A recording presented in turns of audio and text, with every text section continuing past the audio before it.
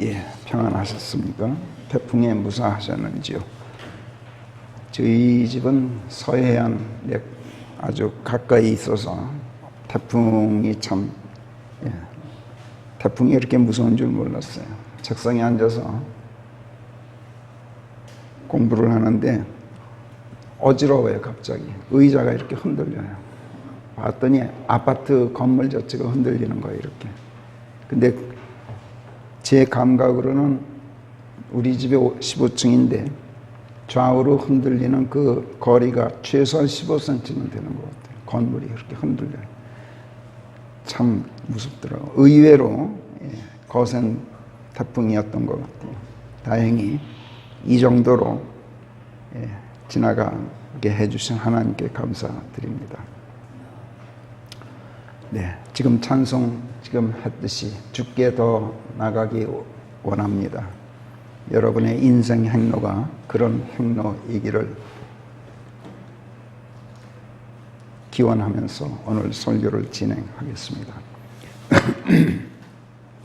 우리나라 한글 알파벳은 기역년 디귿리읒로 시작해서 티읕, 피읕, 히읗까지 자음이 14자죠. 그리고 아야, 어여, 오요, 우여, 의이 하는 10개의 모음, 이렇게 해서 모두 24자로 되어 있습니다. 또 영어를 비롯한 로마자 알파벳은 A, B, C, D로 시작해서 X, Y, Z까지 자음, 모음 합해서 모두 26자로 되어 있는데 이 로마자 알파벳은 사실은 알파, 베타, 감마, 델타로 시작해서 피키, 푸시, 오메가로 끝나는 헬라어 24자에서 유래한 것으로 보통들 알고 있지만 사실은 이 헬라어 알파벳이 알렙, 베트, 기멜, 달렛 이렇게 시작해서 마지막 레시, 쉰, 탑에 이르기까지 모두 22자로 되어 있는 자음 그리고 모음 8자 이렇게 해서 총 30자로 되어 있는 히브리어 알파벳에서 알파벳에 그 뿌리를 두고 있습니다. 헬라어가. 라틴어도 그렇고요. 이걸 아는 사람들이 많지 않은 것 같아요. 그리크하고 무슨 로마 글자 이렇게 얘기하면 그거는 그리크에서 나온 거다. 이렇게 얘기하고 또 라틴계, 불어나 스페인어나 이태리어나 이런 것은 또 라틴어에서 유래된 거다. 이 정도로만 알고 있는데 사실은 서양 말이 히브리어에 뿌리를 두고 있어요. 그래서 히브리어 알파벳이 알렙, A가 알렙이에요.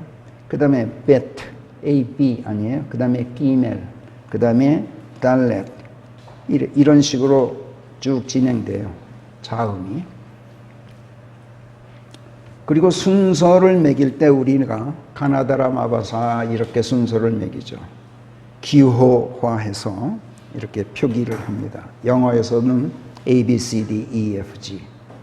히브리어에서도 마찬가지예요. 알파벳을 기호로 사용해서 알렙, 베트, 기멜, 달렛 이런 식으로 해, 밥 이런 순서로 표기합니다.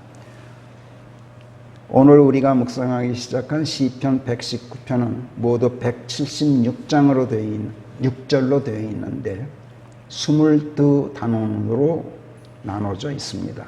그러니까 히브리어 알파벳 자음 22자에 맞추고 있는 겁니다.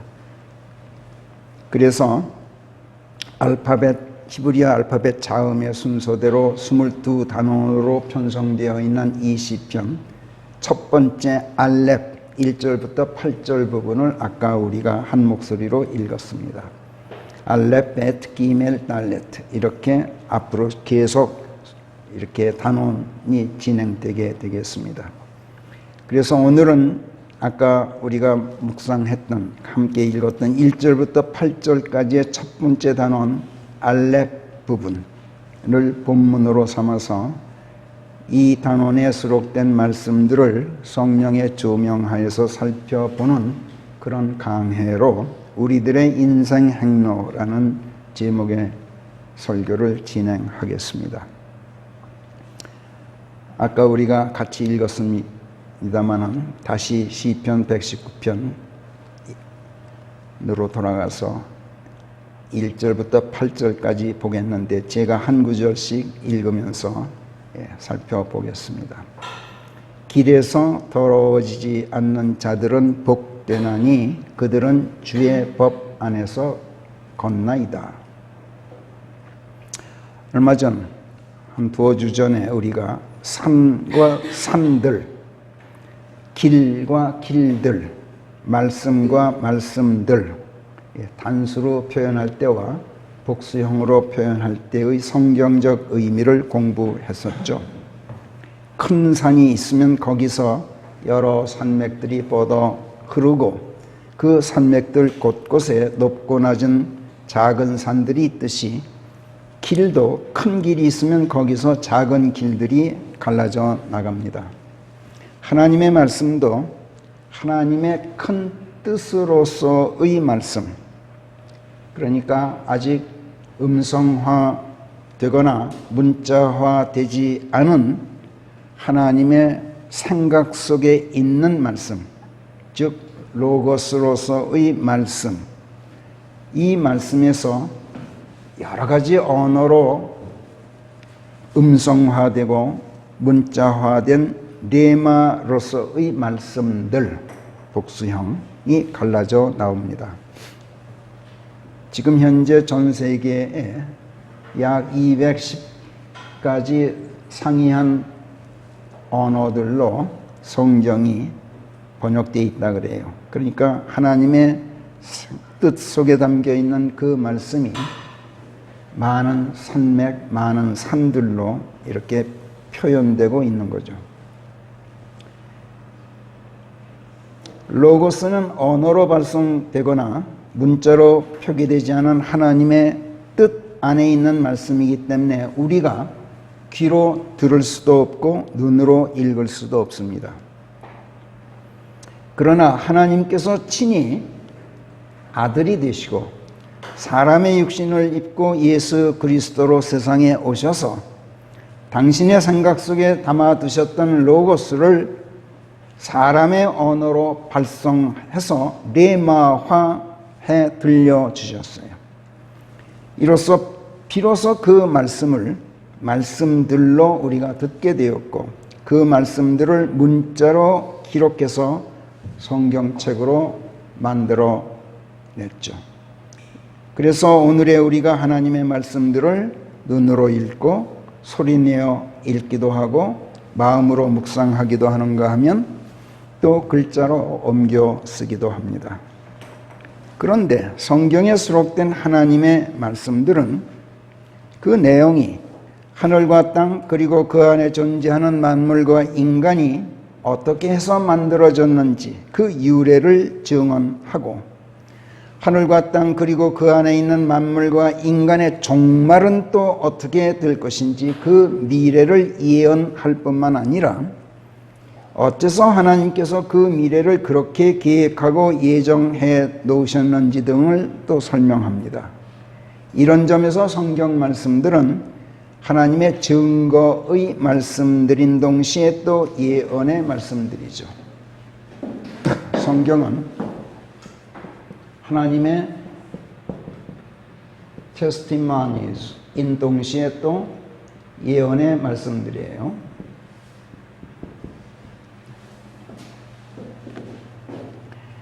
그런데 성경이 예언하고 제시하는 인류의 미래는 여러분이 잘 알다시피 두 갈래입니다. 하나는 영원한 죽음, 영원한 승리, 영원한 안식이 기다리는 영원한 승리, 영원한 생명, 그 다음에 영원한 안식이 기다리는 그런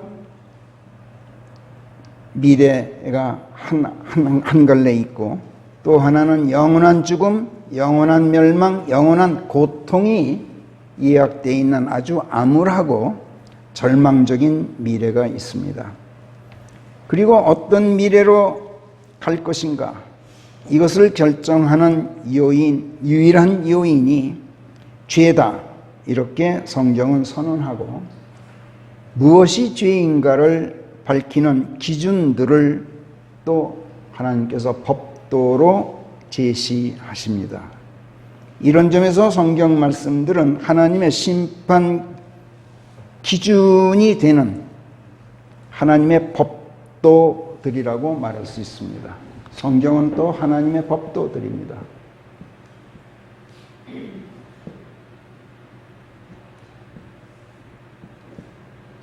judgments죠. 이 judgment라는 단어는 하나님의 심판이라고도 옮겨지지만 문맥에 따라서 법도, 어디서는 공명정대하심 이렇게 또 어디서는 공의 이렇게 옮길 수도 있는 단어입니다.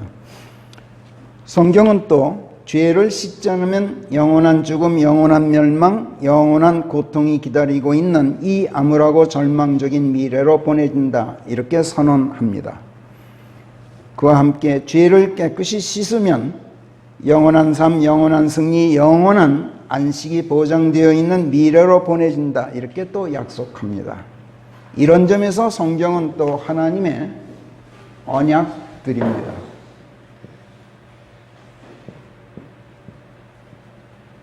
하나님의 언약들이에요. 성경은 또 어떻게 하면 죄를 씻고 말소할 수 있는지 그 방법을 규례들로 가르치고 이 가르침대로 하지 않으면 영원한 죽음, 영원한 멸망, 영원한 고통이 기다리고 있는 미래로 보내지지 않을 수 없다는 것을 훈계들로 경고합니다. 그러므로 그 규례들과 훈계들을 지키라고 법령들로 또 명령합니다. 그리고 법령들을 큰 틀로 묶어서 계명들로 하나님께서 우리에게 주시고 법령들과 계명들을 또 큰 틀로 묶어서 성경은 이것을 하나님의 법이다. 법. 이렇게 말씀합니다. 이런 점에서 성경 말씀은 또 규례들이고 ordinance라고 그래요. 그 다음에 법령들이고 statutes.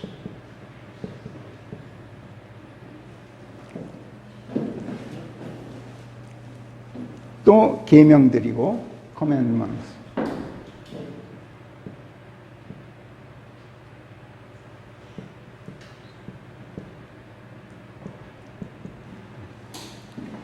이것을 또 하나로 크게 묶어서 하나님의 법이에요. 성경은.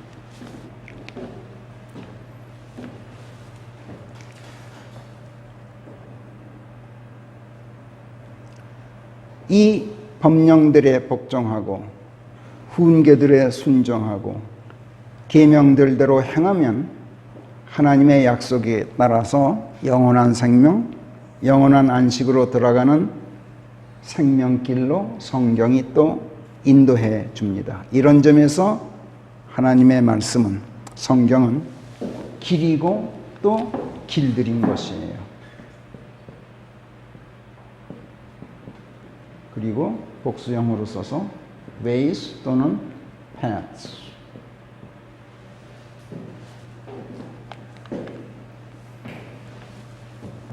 성경에 수록된 이런 말씀들은 모두가 하나님의 그 크신 뜻 안에 담긴 로고스로서의 말씀, 생각으로서의 그 말씀에서 파생되어 나온 하나님의 말씀들이기 때문에 절대로 의롭고 절대로 정의롭고 절대로 진실하고 절대로 거짓이 없을 뿐만 아니라 절대로 취소, 변경되거나 변질, 수정되지가 않습니다. 그래서 성경 말씀들은 진리입니다. truth예요. 이 진리를 단단히 붙잡고 절대로 손에서 놓지 않으면 영원한 안식 안에서 영원히 살게 되기 때문에 성경 말씀들은 그 자체가 또 생명입니다.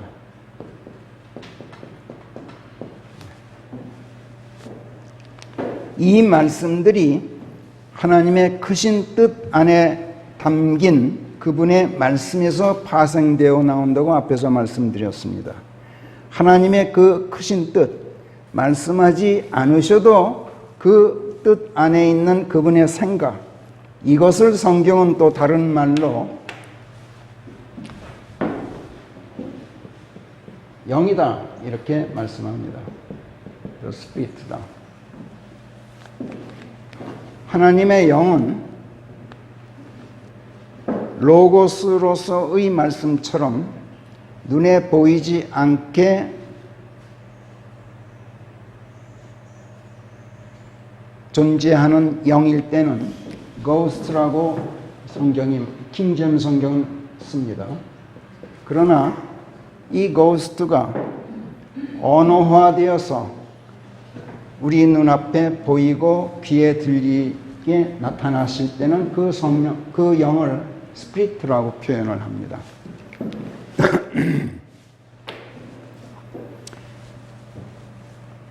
그래서 성경은 또 하나님의 말씀들을 담고 있는 책이기 때문에 하나님의 영을 담고 있는 책이기도 합니다. 그런가 하면 또 하나님께서는 생명의 본질이시고 생명을 낳으시는 생명의 근원이십니다. 그래서 무엇이나 또 누구나 그 무엇에게 또는 그 사람에게 하나님께서 숨을 불어넣기만 하시면 누구든지 생명을 지닌 살아있는 존재가 되죠. 이 생명의 숨을 성경은 또 다른 말로 영이다 이렇게 말씀합니다. 그런데 성경 말씀들은 모두가 생명의 근원이신 하나님의 영에서 나옵니다. 이런 점에서도 성경 말씀들은 또 모두가 영입니다. 그리고 이 영이 하나님의 생명에서 나오고 생명을 줍니다. 이런 점에서도 성경 말씀들은 또 생명입니다. 예수께서 요한복음 6장 63절에서 살리는 것은 영이니 육은 무익하다. 내가 너희에게 들려주는 말씀들, 그 말씀들이 곧 영이요 생명이다. 이렇게 선언하신 것은 그래서입니다. 말씀들, 레마로서 음성화되고 표현화된, 문자화된 그 말씀들이 스피리트고 라이프다. 이렇게 선포하셨던 겁니다. 자, 이처럼 성경이 성경 말씀들을 일컬어서 어디서는 testimonies, 증거의 말씀들, 어디서는 prophecies, 예언의 말씀들, 어디서는 judgments, 법도들, 또 어디서는 covenants, 언약들, 또 어디서는 규례들, 훈계들, 법령들, 계명들, 또 하나님의 법, 길들, 진리, 생명, 영 등등으로 바꾸어 표현하는 이유를 지금까지 제가 설명드렸습니다. 그리고 여기 시편 119편 1절에서 시편 기자가 하나님께 말씀드리는 게 이렇습니다. 길에서 더러워지지 않는 자들은 복되나니 그들은 주의 법 안에서 걷나이다. 단수로 the way예요. in the way에서 defiled 되지 않는 자들은 blessed 이렇게 표현하고 있어요. 길 앞에서 이미 말씀드렸어요. 단수로 the way, 길 하면 이것은 하나님의 뜻 안에 담긴 그분의 생각으로서의 말씀이라고 말씀드렸습니다. 그리고 복수형으로 the ways 또는 the paths 이렇게 길들이라고 말하면 이것은 말씀, 로고스에서 파생된 성경 말씀들이라고 설명드렸습니다. 성경 말씀들은 하나의 큰 산에서 뻗어나온 산맥들이고 또 곳곳에 솟아있는 작은 산들입니다. 산맥들을 타고 산들을 오르내리다 보면 어느새 우리가 우뚝 솟아있는 큰 산에 이르게 됩니다. 백두대간을 타고 태백산맥을 넘어서 이런 산맥 저런 산맥, 이런 산 저런 산 쭉 타고 오르내리다 보면 결국은 우리가 백두산에 이르게 되는 것과 같습니다.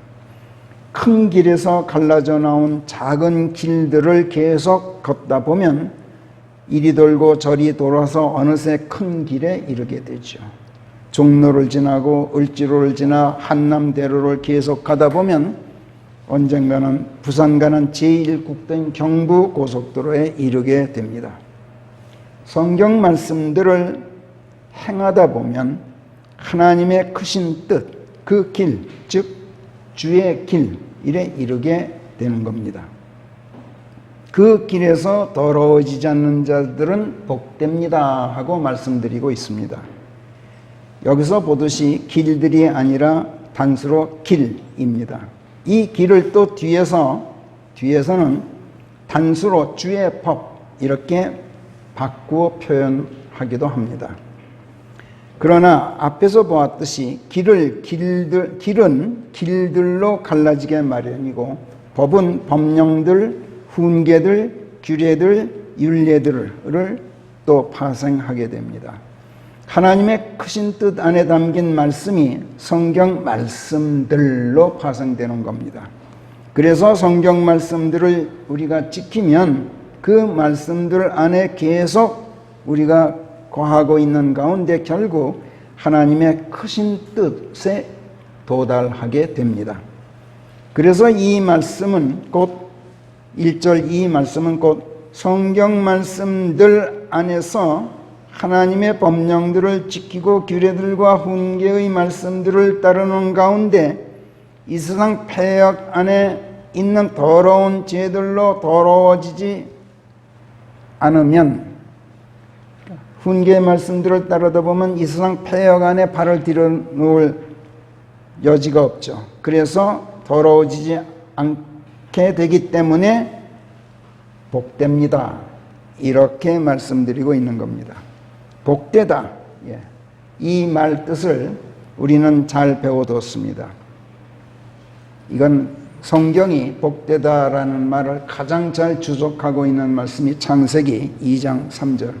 하나님께서 6 동안 일하신 그 창조 사역을 마치시고 7째 날에 안식하셨죠.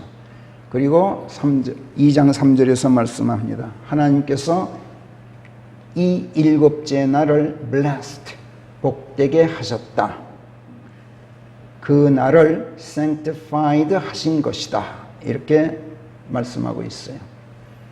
그러니까 복되게 하신다는 것은 sanctify 한다는 뜻이다 라는 걸 우리가 알 수 있었죠. 그러니까 복되게 한다는 말은 거룩하게 하는 것을 말해요. 거룩하다는 것은 하나님의 것으로 구별해 놓는 것을 말하죠. 그래서 하나님께서는 당신의 것으로 만들어 두시는 것이 곧 복을 주시는 거예요. 우리가 복이 있다 하지만 하나님의 것이 되는 것만큼 큰 복은 없겠죠. 그래서 복되다라는 말은 단순히 무슨 그냥 많은 이런저런 복을 주신다라는 막연한 그런 말씀이 아니라 하나님의 것이 되게 해주신다는 뜻이에요. 그러니까 이 세상 폐역 안에 있는 더러운 죄들로 더러워지지 않으면 복되다, 하나님의 것이 된다, 이런 말씀인 겁니다. 성경의 모든 말씀들이 그렇듯이 지금 이 1절 말씀 속에는 하나님의 의로운 길이 아니라 이 세상 폐역의 길을 걸으면 이 세상 온갖 더러운 죄들로 더러워질 수밖에 없기 때문에 하나님께 버림받게 된다라는 뜻까지 담고 있는 말씀이에요. 성경 말씀은 항상 더블 미닝을 가지고 있어요. 이 말씀 속에 그 말씀이 들어있단 말이에요. 그걸 속에 들어있는 그 말씀을 우리가 묵상하면서 깨닫게 될 때 깊은 감명을 받게 되죠.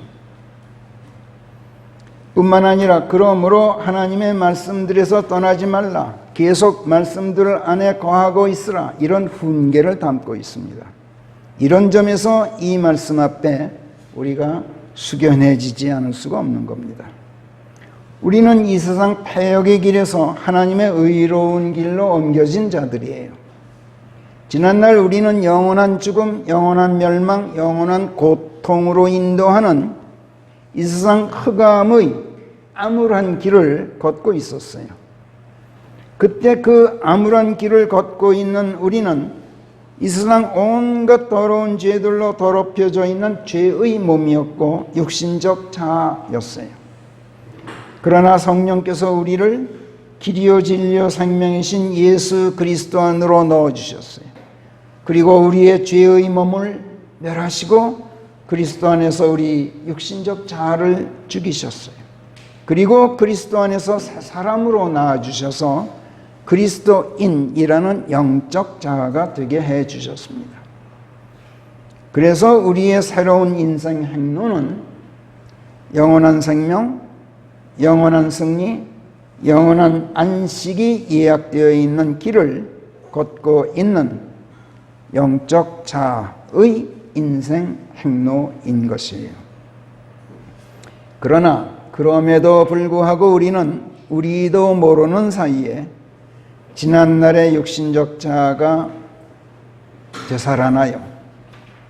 그리고 육신의 정욕, 눈의 정욕, 생명의 교만이 고개를 슬그머니 들죠. 그 바람이 이 세상 패역을 다시 기웃거리게 됩니다. 그러다가 급기야 하나님의 말씀들을 망각하고 맙니다. 믿음에서 떠나게 되는 수가 아주 많게 돼요. 하나님의 불변하심과 구원의 영원성 때문에 그 덕분에 우리의 구원이 취소되고 다시 영원한 죽음, 영원한 멸망, 영원한 고통 속으로 던져지지는 않겠지만 그러나 세상과 함께 정죄되지 않게 하시려고 하나님께서 우리를 극심한 시련과 역경으로 연단하실지도 모르고 그래도 안 되면 아예 죽여버리실지도 모릅니다. 이것이 우리가 이런 성경 말씀들 앞에서 숙연해지지 않을 수 없는 이유입니다. 이 땅에 사는 사람은 누구나 다 나름대로의 인생 행로를 걷고 있어요. 인생 행로를 걷는다. 이 말은 맹목적으로 살아가는 것이 아니다. 이런 뜻입니다. 지향하는 어떤 목표가 있다. 이런 뜻입니다.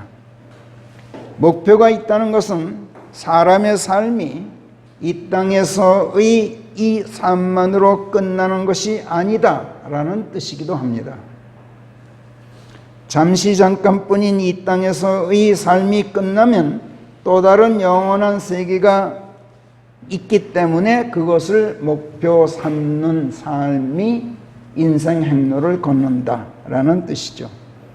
그런데 영원한 세계가 두 세계로 나뉘어진다고 앞에서 말씀드렸습니다. 하나는 하늘이라는 영원한 생명, 영원한 승리, 영원한 안식의 세계. 다른 하나는 영원한 죽음, 영원한 멸망, 영원한 고통에 유황불이 뜨겁게 타는 불못. 이 세계예요. 이 땅에서의 삶이 끝나면 그 삶으로 모든 것이 끝이라고 생각하는 무지몽매한 사람은 있지만 이 삶이 끝난 뒤 이런 새로운 영혼 세계가 있다는 것을 알면 누구도 고통의 불못으로 들어가기를 바라는 사람은 없게 됩니다. 그래서 하나님께서는 성경을 통해서 이 땅에서는 인생 행로가 끝나면 서로 상반되는 영원한 두 세계가 있다. 이것을 아주 강력하게 증언하시고 어떻게 하면 하나님과 함께 영원한 생명 안에서 안식을 누리며 당신과 함께 하늘에서 살 수 있는지 그 길을 제시하시고 모든 사람이 이 당신께서 제시하시는 이 생명길을 인생 행로로 삼고 그 길을 걷기를 권고하고 또 명령하십니다. 그리고 고통 속에서 영원히 죽어있는 멸망세계인 불못으로 보내지느냐 아니면 하늘로 영접될 것이냐를 결정하는 요인이 바로 죄다라고 스스로 하나님께서 친히 증언하십니다. 그리고 하나님께서는 모든 사람이 죄가 있어 죽을 수밖에 없도록 되어 있고 죄 있는 상태 그대로 인생 행로를 살다가 죄 있는 상태 그대로 죽으면 불가피하게 불못에 던져지게 된다고 경고하실 뿐만 아니라 이 세상 누구도 이 죄의 문제를 사람 자기 힘으로 스스로 해결할 수 없다고 선언하십니다. 이러한 이 세상 모든 사람들을 향해서 양팔 벌리고 당신 안으로 들어오라고 부르시는 하나님의 아들 예수 그리스도, 그분을 믿고 그분 안으로 들어가 그분의 품에 안겨 그분께 밀착해 있는 가운데 그분과 한 몸이 되어 있어야 모든 죄가 탕감되고 용서되어서 이 세상 삶을 마치고 죽더라도 안식 속에서 영원히 사는 하늘로 영접된다고 가르쳐주고 계십니다. 이런 사실들을 성경에 수록되어 있는 하나님의 말씀들이 밝히고 증언하고 가르쳐주고 명령하고 또 영원한 세계로 들어가는 방법을 제시하고 그 길을 밝혀줄 뿐만 아니라 그 길 자체가 되어주기 때문에 하나님의 말씀들이 모든 사람들의 인생 행로가 되어서 세상을 따라 살지 말고 하나님의 말씀들을 따라 살기를 하나님께서 간곡하게 당부하십니다. 세상에 살면서 어떻게 세상을 따라 살지 않을 수 있단 말이냐? 세상에 살면서 어떻게 세상 것들을 떠나 살 수 있단 말이냐? 이렇게 묻고 싶은 사람도 있을 거예요. 맞는 말이에요. 그렇습니다. 세상에 살면서 세상을 따라 살지 않고 세상 것들을 떠나 산다는 것은 불가능합니다. 그러나 여러분, 이것은 육신적인 육신적 자아의 삶을 생각할 경우에만 그렇습니다. 이 땅에서의 인생 행로를 육신만 도모하고 사는 삶이라면 세상을 따르지 않을 수가 없고 세상 것들을 추구하지 않을 수가 없어요. 그러나 적어도 그리스도인이라고 자처하는 우리가 이 땅에서의 우리 인생 행로를 어찌 육신만 도모하는 육신적 삶만을 살아갈 수 있겠습니까? 비록 그리스도인이 아니더라도 사람의 인생 행로는 육신만이 사는 삶이 아닙니다. 인간 주체인 혼이 또 사는 삶이 모든 사람들의 삶인 것입니다. 이것을 무시하고 사는 삶은 짐승처럼 동물적인 삶을 사는 삶이죠. 사람이면서 어떻게 짐승처럼 동물적인 삶을 추구할 수 있겠습니까? 인생 행로를 걷는다는 것은 맹목적으로 살아가는 것이 아니라 지향하는 어떤 목표가 있음을 말하고, 목표가 있다는 것은 이 땅에서의 삶만이 삶이 아니라 이 땅에서의 삶이 끝난 뒤 또 다른 사후 세계가 있음을 말한다고 앞에서 말씀드렸습니다. 사후 세계를 인지하고 그 새로운 세계로 들어갈 준비를 하는 삶은 육신을 도모하는 동물적인 삶이 아니라 혼을 도모하는 영적인 삶입니다. 육신적인 삶은 사후의 영원 세계를 모르는 벌레나 짐승들이 사는 삶이에요. 사람이 어떻게 벌레나 짐승과 같이 살 수 있겠어요? 사람이 벌레나 짐승과 다른 점은 혼을 도모하는 영적인 삶을 산다는 점이죠. 사람도 육신만 도모하면서 육신적인 삶만 산다면 이건 벌레나 짐승처럼 사는 것이나 똑같아요.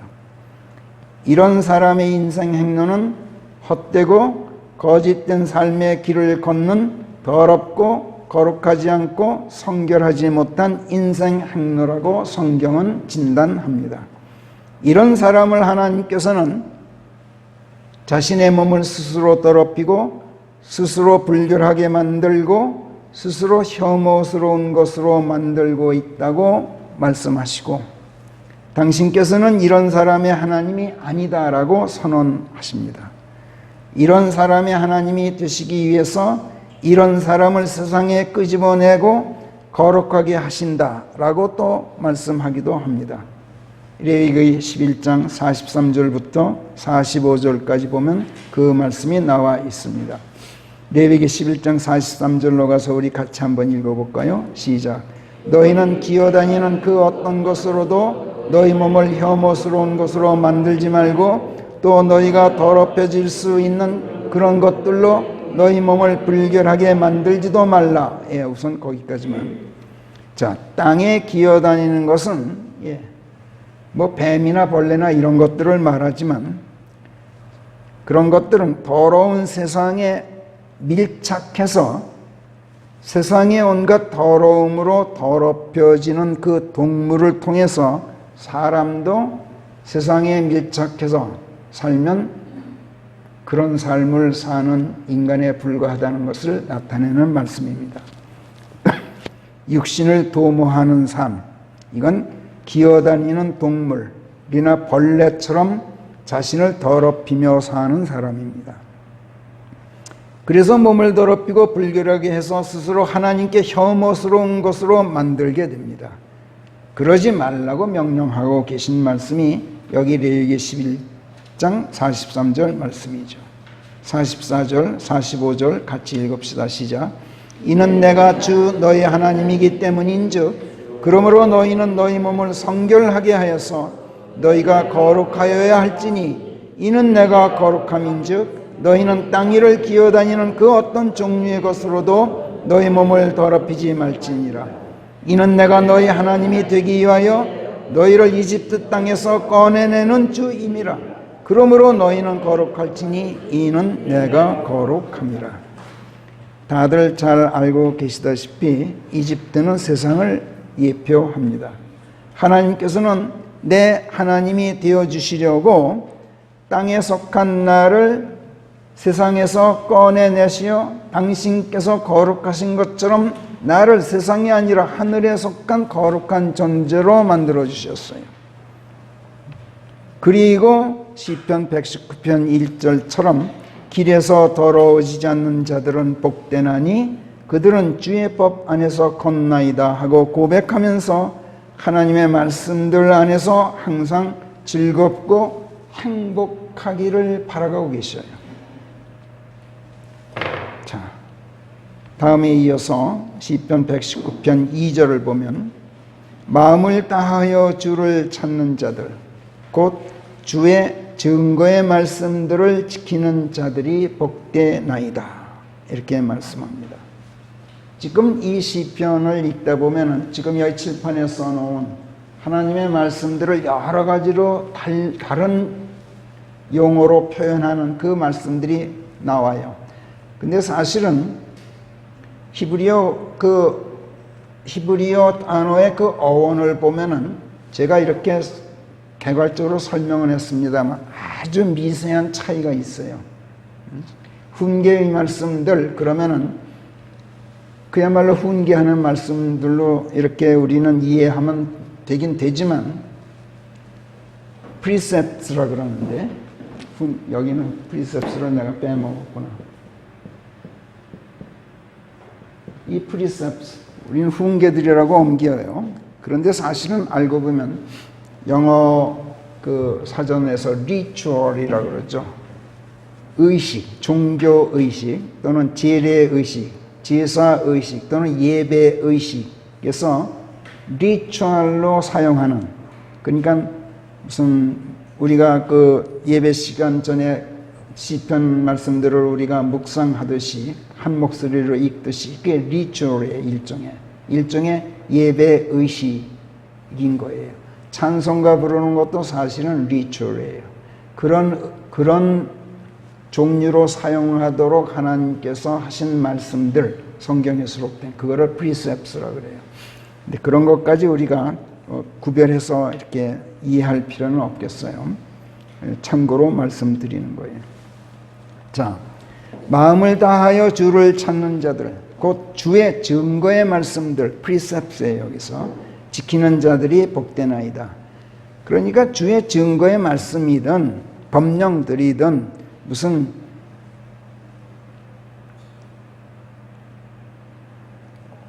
어떤 단어로 표현되든 간에 그런 말씀들은 결국은 하나님의 말씀들을 지키는 자들은 복되나이다로 이해하면 충분합니다. 자, 하나님을 찾는다. 이게 무슨 뜻인 것 같습니까? 하나님을 찾는다는 말은 우선 하나님의 도우심을 구한다는 말입니다.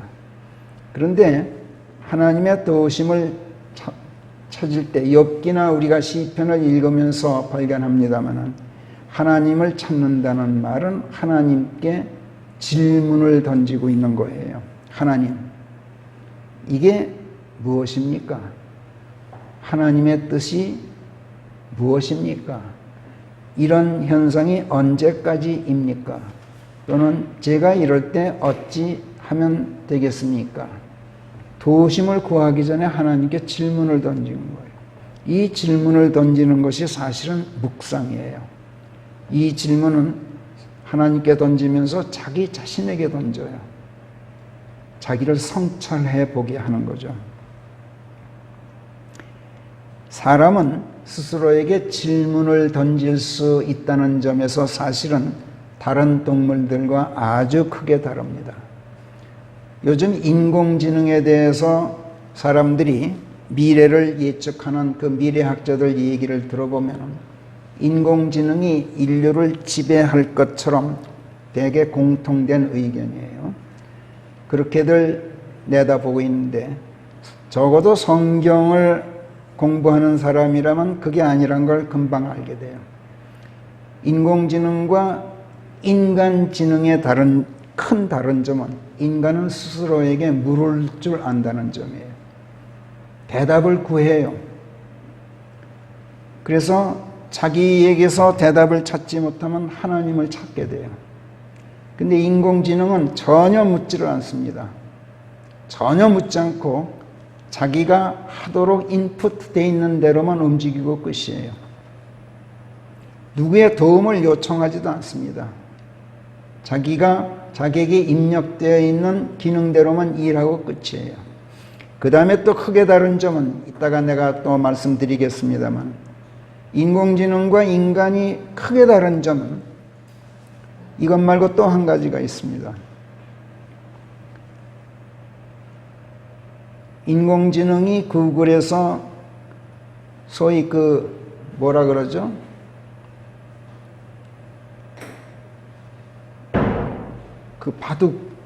바둑을 두는 인공지능.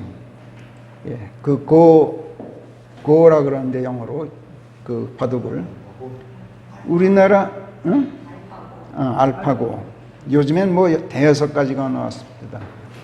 우리나라에 무슨 이세돌이니 누구니 하는 이창원이 하는 그 세계적인 그 기사들이 펑펑 나가 떨어졌어요.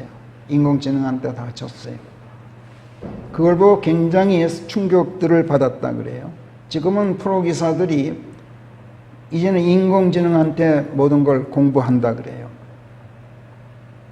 그러니까 인공지능이 인간을 아주 압도하고 있는 것처럼 이렇게 비춰지고 있는데 저는 그런 걸 볼 때마다 어린 학생들이 뭘 잘못 배우고 크게 잘못 배우기 시작했다는 데 대해서 우려를 많이 하고 있어요.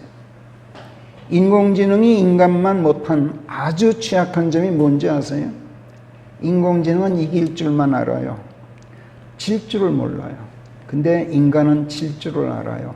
이게 얼마나 위대한지 몰라요. 이거는 하나님이 아니면 하나님의 성품이 아니면 나오지 않는 성품이에요. 인간이 이길 줄만 안다면 그건 인간이 아니에요. 동물이지. 그런데 인공지능은 이길 줄만 알지 질 줄을 몰라요. 질 상대를 구별할 줄도 몰라요. 인간은 져줘야 될 상대를 알고 져줄 줄 알아요. 양보해야 될 처지를 알고 양보할 줄을 알아요. 무릎 꿇어야 될 상대를 알고 무릎 꿇을 줄을 알아요.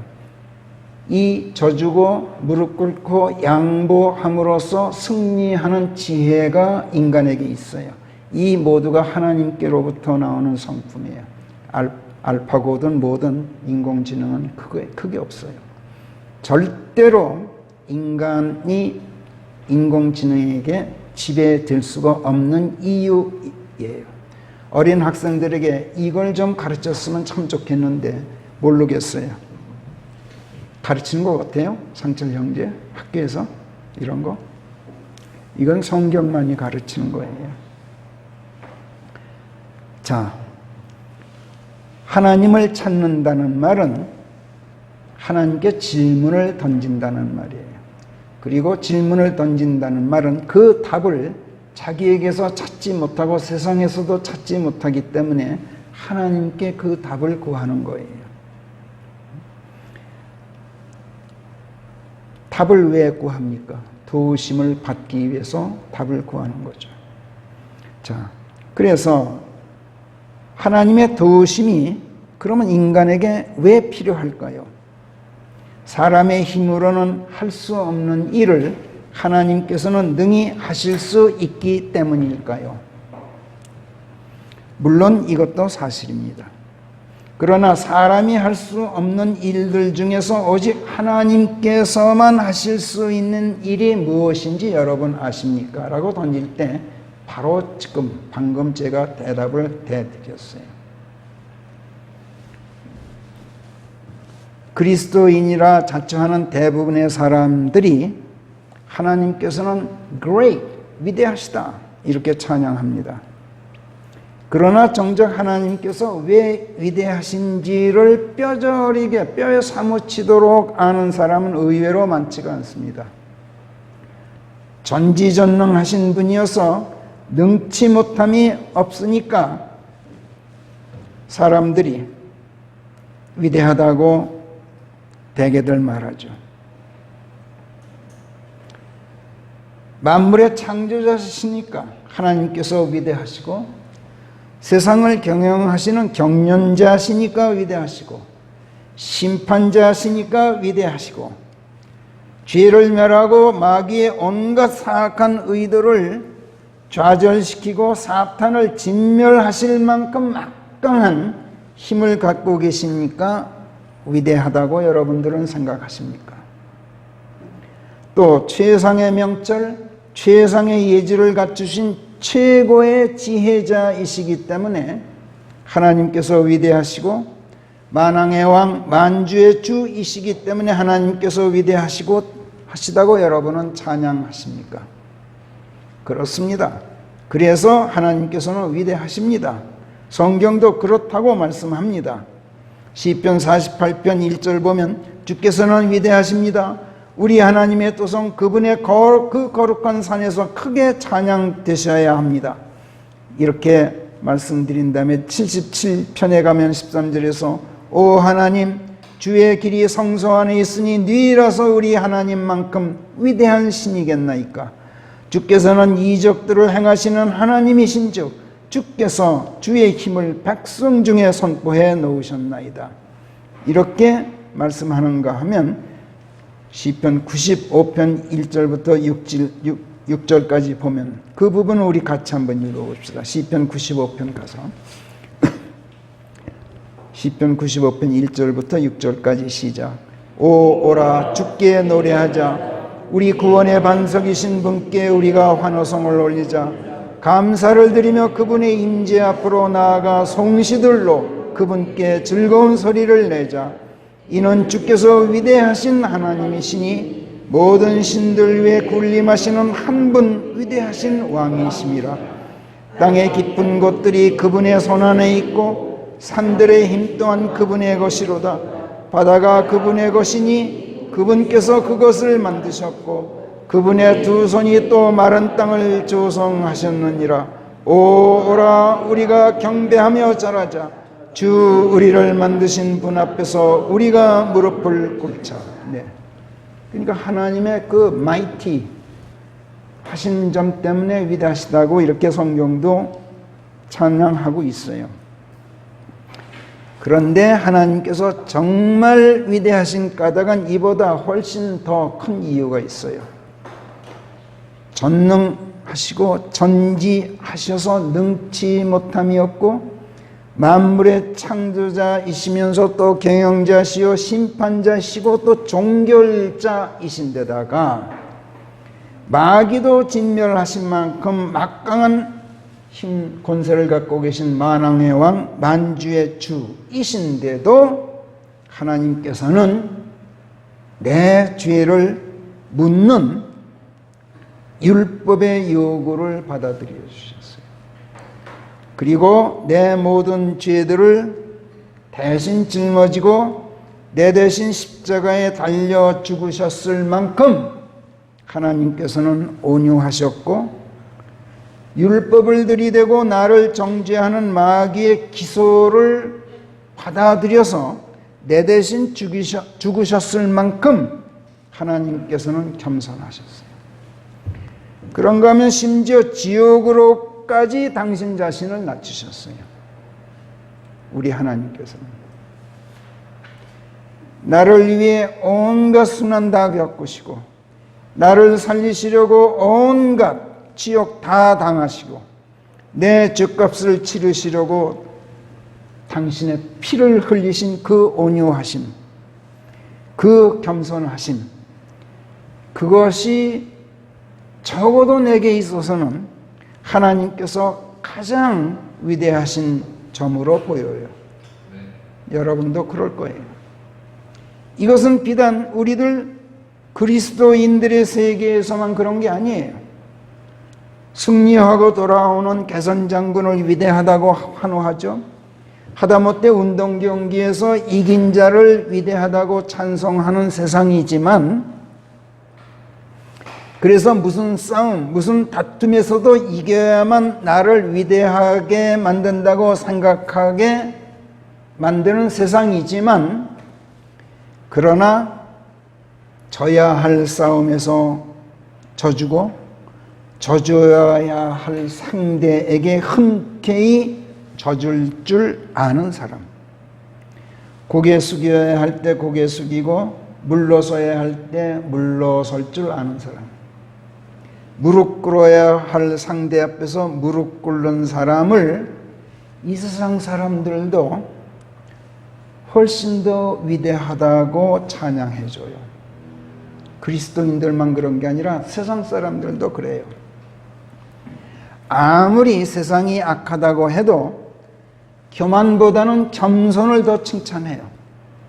고집보다는 양보를 더 존경해요. 사나움보다는 온유함을 더 위대하다고 찬양하는 것이 세상 인심이에요. 왜 그런지 아십니까, 여러분?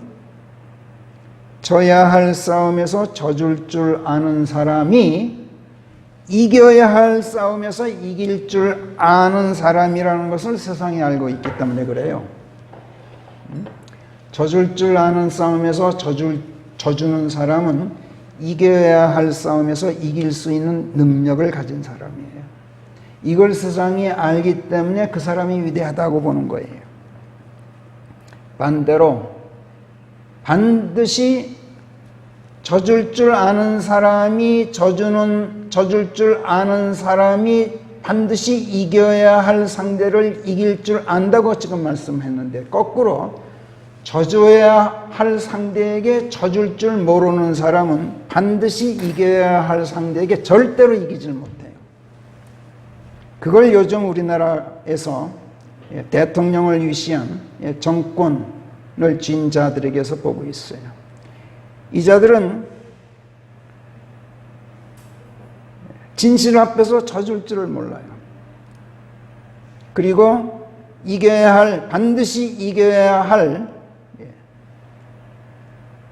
상대에게는 이길 줄을 몰라요.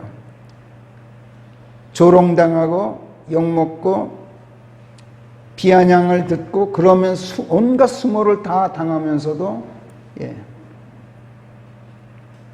그런 모습을 보여주고 있어요. 다행히도 이 나라의 젊은이들이 그 진실, 그 진면목을 요즘 읽고 있는 것 같아요. 우리 늙은이들이 아무래도 좋지만 젊은이들이 어떨까 참 걱정했는데 천만다행이에요. 하나님께서 참 이 나라를 잘 이끌고 계신 것 같아요. 겸손이 교만을 이겨요.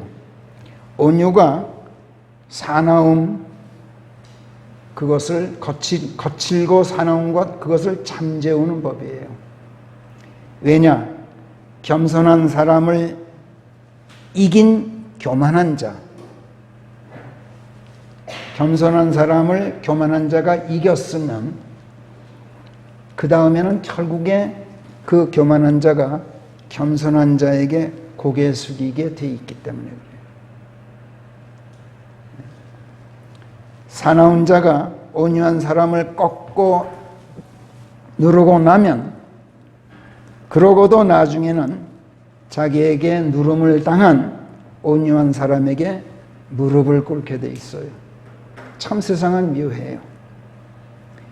그래서 겸손과 온유는 그래서 가장 큰 지혜 중에 지혜예요. 이러한 지혜는 오직 위대한 사람만이 갖는 지혜예요. 이것을 세상이 알아요. 일반 세상이 이걸 안단 말이에요. 이러할진데 우리네 그리스도인들의 세계 안에서야 더 말해서 못하겠어요. 하나님의 말씀들은 그것이 길이든 길들이든 법이든 법도들이든 법령들이든 또 증거의 말씀들이든 훈계의 말씀들이든 사실은 하나님의 말씀들은 모두가 겸손을 가르치고 온유를 권고해요. 결국은 이걸 가르치고 이걸 권고하는 말씀이에요. 겸손하고 온유해야 나 자신의 육신적 자아를 억누르고 하나님의 말씀들 안에 거하고 말씀들을 지키면서 즐거워하게 되기 때문에 그래요. 겸손하고 온유하지 못한 사람은 절대로 하나님의 말씀을 지키지도 행하지도 그 안에 거할 수도 없어요. 그래서 여기 1절에서 시편 119편 1절에서 길에서 더러워지지 않는 자들은 복되나니 그들은 주의 법 안에서 걷나이다. 마음을 다하여 주를 찾는 자들 곧 주의 증거의 말씀들을 지키는 자들이 복됩니다 하는 이 시편 1, 2절 19편 1, 2절 말씀은 바로 자신의 오만한 육신적 자아를 억눌러서 겸손하기를 원하는 사람, 이런 사람은 하나님의 말씀들 안에서 자신을 가두어 놓기 때문에 하나님의 법을 행하려고 애쓰는 사람이기 때문에 이런 사람은 하나님께서 사랑하시고 지켜주십니다. 이런 고백인 거예요.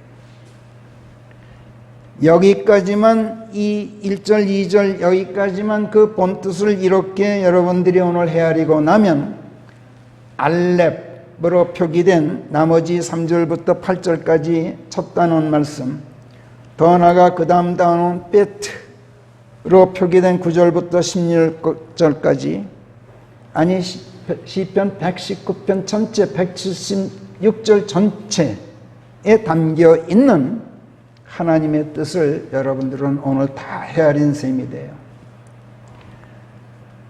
그 다음 3절을 보겠어요. 그들은 주의 길들 안에서 행하는지라 그들은 또한 그 어떤 패역도 행하지 않습니다. 이렇게 말씀을 드리고 있어요. 패역은 하나님의 길에 역행하는 길을 패역이라 그러죠.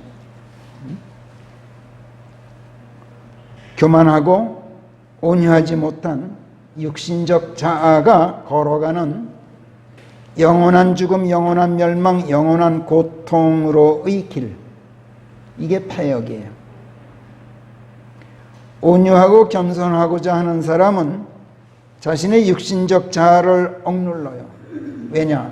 교만과 온유하지 못함과 이런 것들은 모두가 육신적 자아, 죄의 몸, 민 육신적 자아에서 나오는 것이기 때문에 그래요. 그래서 겸손하고자 하는 사람, 온유하고자 하는 사람은 자신의 육신적 자아를 가능한 한 억누르기 위해서 하나님의 말씀들 안에서 행하기 때문에 그 어떤 패역도 행하지 않게 되죠. 그래서 4절을 보면 주께서는 저희들에게 주의 훈계의 말씀들을 열심히 지키라 명하셨나이다. 이렇게 말씀드려요. 그런데 여러분, 이 명령을 지키기가 사실은 말같이 쉽지가 않아요. 어떻게 해야 훈계의 말씀들을 열심히 지킬 수 있는지를 알기도 사실은 생각같이 쉬운 일이 아니에요. 우리 스스로가 일상에서 경험하고 있듯이 겸손하고 온유하기가 말같이 쉬운 일이 아닌 것과 똑같아요. 세상에 겸손하기 싫은 사람이 어디 있고 온유하기 싫은 사람이 어디 있겠어요. 그런데 그게 쉽게 되질 않아요. 그래서 시편 기자는 다음 5절 6절에서 이렇게 말씀드려요. 오, 지혜가 행하는 길들이 주의 법령들을 지키는 것이도록 지도받고 있으면 얼마나 좋을런지요. 그러면 제가 주의 모든 계명들을 중히 여기고 있을 터인즉 제가 부끄럽지 않을 것이옵니다.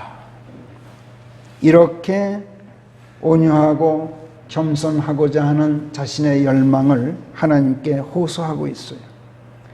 하나님의 계명들을 중히 여긴다는 것은 마음을 다하고 혼을 다하고 생각을 다하고 힘을 다해서 주 내 하나님을 사랑하고 그와 똑같이 내 이웃을 내 몸과 같이 사랑하라 하신 하나님의 말씀을 마음속에 깊이 각인시켜 놓고 행한다는 뜻이에요. 하나님을 사랑하고 이웃을 사랑하려면 여러분 무엇이 가장 필요한지 아세요? 겸손한 마음, 온유한 마음이에요. 겸손하고 온유하지 않고는 하나님을 사랑할 수도 없고 말씀을 사랑할 수도 없고 이웃을 사랑한다는 것은 더더욱 불가능해요.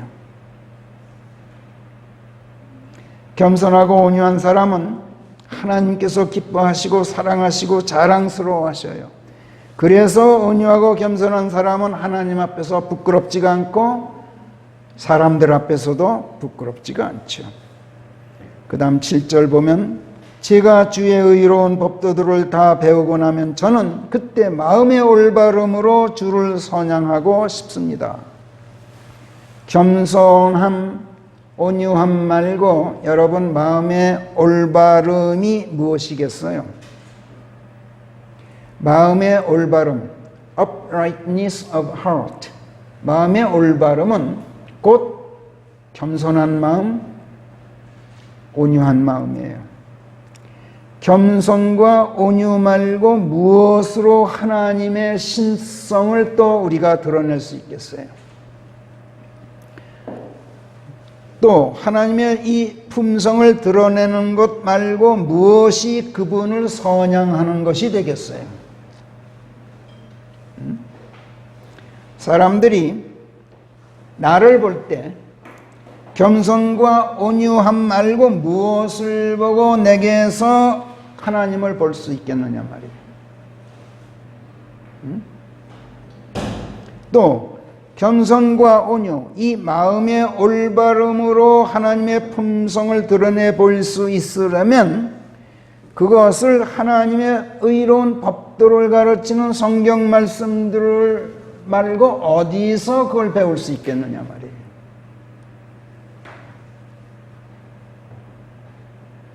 그걸 지금 7절에서 말씀하고 있는 거예요. 그리고 마지막 8절에서 제가 주의 법령들을 지키겠습니다. 오 하나님, 저를 아주 버리지는 마시옵소서. 하나님께서는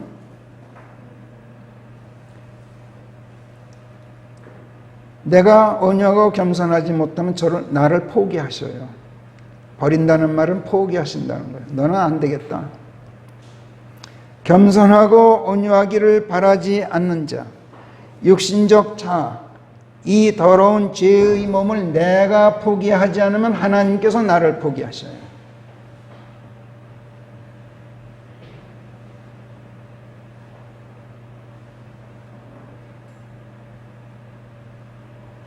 포기하지 않으신다면, 다행히도 포기하지 않으신다면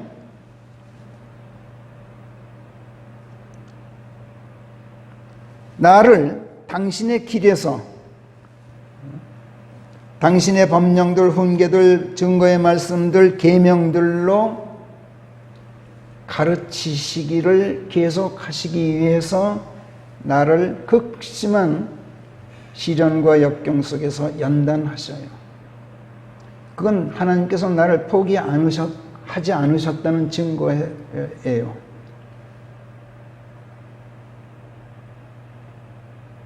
그런데 만약 하나님께서 포기하신다면, 나를 포기하셨다면 그런 연단도 겪질 않게 돼요. 버림받은 자식이죠.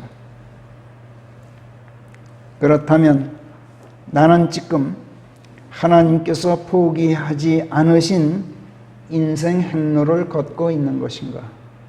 이걸 한번 우리가 각자 돌아보았으면 좋겠어요. 오늘 성령께서 우리로 하여금 이것을 성찰해 보도록 인도하셨어요. 기도하겠습니다. 하나님, 나는 마음이 온유하고 겸손하니 내 멍에를 너희 위에 가져다 얹고 나를 배우라 하신 주님의 권고를 오늘 저희로 기억에 되살리게 해 주신 것을 감사합니다. 실로 내 멍에는 편하고 내 짐은 가벼우니 내 멍에를 너희 위에 가져다 얹으면 너희가 너희 혼의 안식을 찾아주게 되리라 타이르시는데도 저희가 하나님의 법령들을 무거운 멍에인 것처럼 여기고 하나님의 훈계들을 버겁고 불편한 짐으로 여겨서 저희 위에 가져다 얹지 않고 있는 것이 부끄럽습니다. 이 모두가 저희들의 교만한 육신 때문이고 온유하지 못한 죄의 몸 때문인 것을 오늘 저희에게 일깨워 주셨으니 하나님, 저희들을 용서하시어 아주 포기하지는 마시고 하나님의 말씀들을 계속 가르쳐 주시고 저희가 온갖 부를 누리듯이 주의 증거의 말씀들이 가르치는 그 거룩한 도 안에서 즐거운 가운데 겸손과 온유, 이것으로만 아버지 하나님의 거룩하신 신성을 선양하고 사랑하심과 자비로우심과 용서하심과 복되게 하심을 저희 입으로 선포하도록 하나님, 저희 마음을 움직여 주시옵소서. 감사하고 우리 주 예수 그리스도의 이름 안에서 기도하옵나이다. 아멘.